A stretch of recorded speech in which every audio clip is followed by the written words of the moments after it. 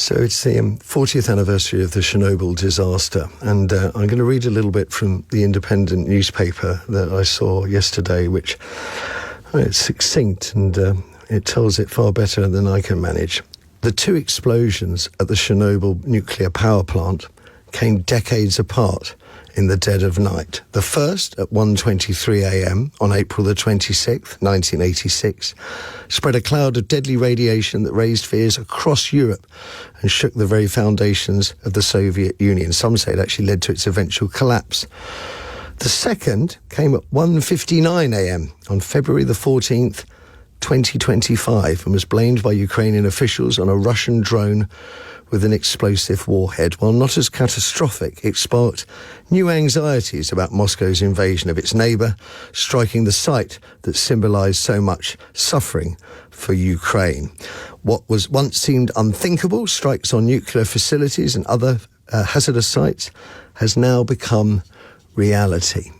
I'm joined by Dr. Arnab Basu, Chief Exec of the Kromek Group and a nuclear detection expert whose detectors have been used to map the radiation fallout from Chernobyl and around the Red Forest. And a very warm good morning to you, Arnab.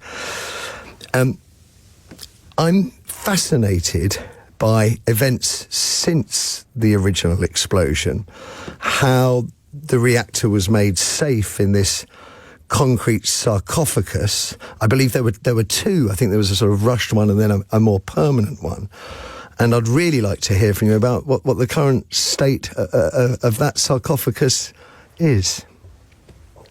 Look, the original sarcophagus, which was a concrete one, which was done pretty much very immediately after the aftermath of the explosion itself, started to deteriorate. So more recently, of course, there's been the safe containment that has been put on, which I think it was quite a big news when this was put in. Several thousand metric tons of steel that covers now the site, which provides a much more stable structure against natural disasters, or indeed, what's going on today in Ukraine, which is in middle of a war zone.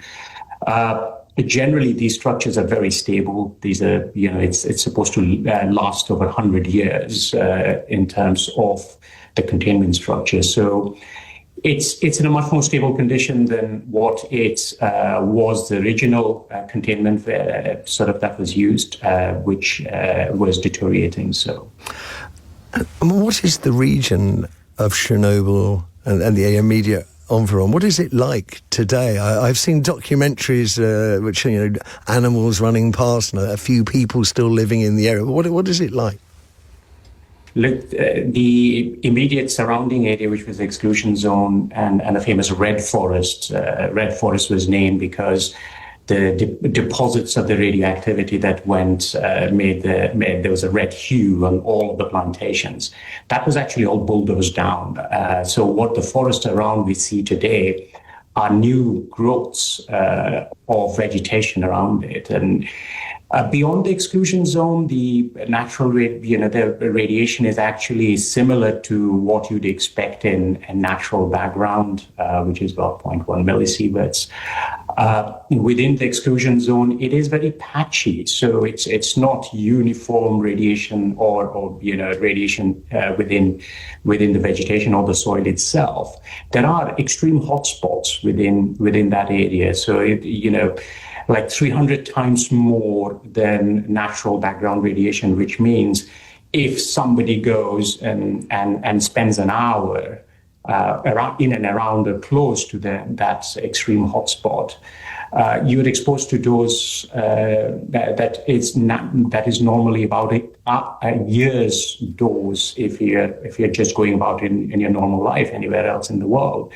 So it is still quite a dangerous area, and of course, apart from the dose exposure, the soil and dust has got the risk of ingestion, which you internalize that dose. So yes, I mean it's not a place where you can lead a normal life, but as you know, there's there's both vegetation flourishing, but also there's almost like animals thriving within that zone as well. So there's a new ecology that is being defined within that zone at the moment. Which is possibly the only positive that we could bring from that story.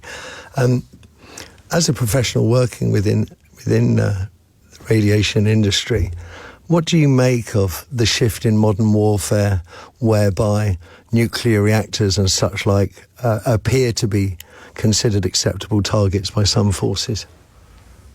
I think it's highly irresponsible because it's again goes back to nuclear reactors are not meant to be inside war zones. These are civilian infrastructure for provision of basic necessity of life, and targeting those is highly immoral in many ways.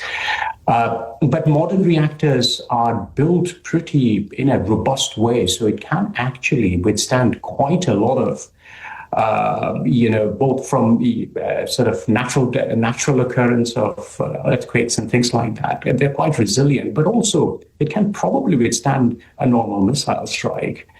But the danger lies not in the reactor itself, but it's in the peripheral area where waste is stored, continuous sources of power that the reactor needs, and so on and so forth. So one of the dangers if you're targeting particular nuclear sites are if there are blackouts, which in the Ukrainian nuclear sites there has been a number of them. Can you explain, because I've read about these blackouts and the generators going down, but I don't understand what relevance that has to the reactors and to the nuclear system.